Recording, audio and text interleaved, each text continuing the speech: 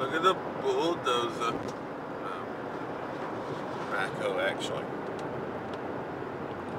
Alright, so I was really thinking I was going to have to wrap up this series because last year I was under the tutelage of a whole different boss. You may know him as Ladder Balancer. Anyway, so things were going good. Different boss. I barely saw my old boss. Well, until this year, he came back and said he was taking everything back over. And it gets worse. Not only is he taking it back over, we're going to have weekly meetings, which I started taping right off the bat because he started saying the most ridiculous shit in them, and I have to catch him in some of his lies. And yeah, he really didn't protest it, which is funny. We're in the meetings and shit, and like, the meetings get nothing done. Before, with the guy I was telling you, in 2010, the guy before, you know, if something was up, something changed, a setup happened, he would tell me in live time. It would happen then, and he'd tell me. This guy, my douchebag boss, goes into these meetings ill-prepared. He has nothing. He has no setup, nothing. He can't tell me anything because his meeting with his higher-ups is on Tuesday. We're having our meeting on Monday, so he knows nothing. He's late. He's been late to every one of these meetings except for 2. And we had about somewhere in the range of 40-something. It's insane. The latest he was 15 minutes late to a meeting. He set the time, people. He set the time, and he's going into the bathroom and coming out. And... All right.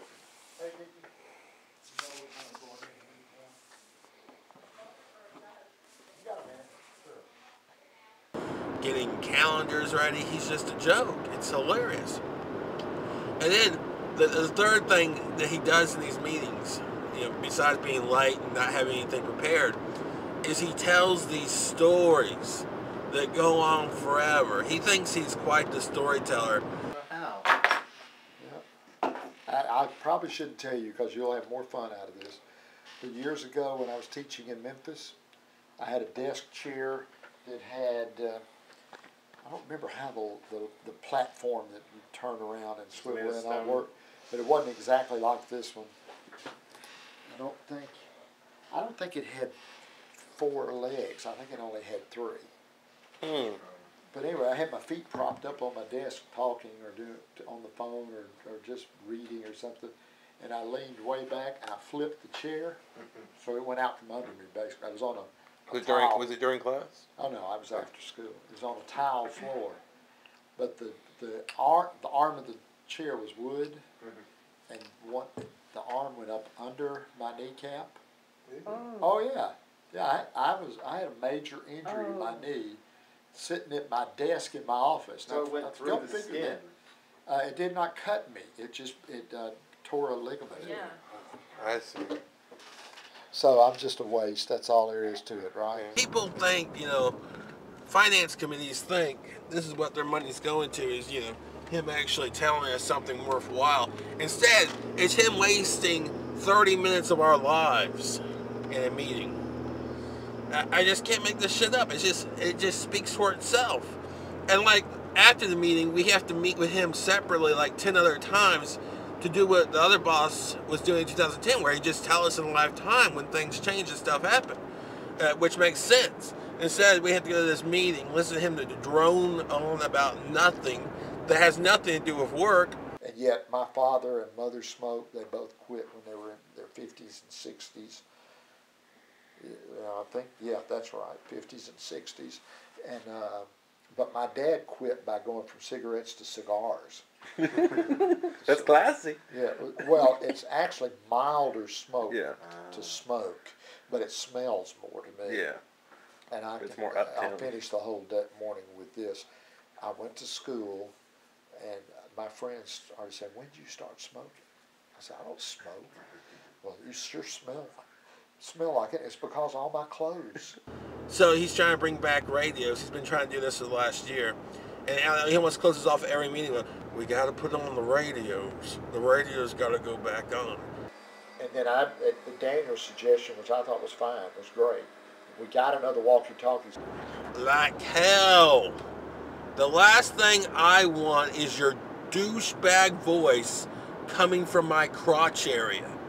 That's like nightmare worthy right there. Just nightmare. But this whole year has just been disaster. And that's why you'll find a lot more clips now that I'm getting them in these douchebag stories, because I mean, this is kind of like an overall review, but you know, I go on to more stuff in detail, maybe like him being late and him telling the stories. I'll show some stories. They're interesting. They really reveal a lot about him and what he thinks is wrong and right and stuff he doesn't pick up on. Like this one story he talks about where he picks up on him lying. He understands he lies, but he doesn't understand that he stole. He doesn't get that. It doesn't register in his brain. And you know, you'll see that with a lot of psychopaths who think, you know, okay, well, I did this one thing wrong, but you know, it wasn't all wrong, you know. And it was all wrong. Everything. There was all these little things you missed that were wrong. It's like a rapist murderer who doesn't acknowledge the raping. You know, he's like, yeah, hey, I was wrong. I murdered her, but yeah, I mean, I should have murdered her. It's like, you raped her too. What the fuck are you thinking? Why doesn't that register? You see, that's a sick people, is where they can't register both things they did wrong in their brain. So yeah, that's the kind of videos you could be looking for in the douchebag department. My boss is a douchebag. He's just giving me a lot more material now. My boss is a douchebag.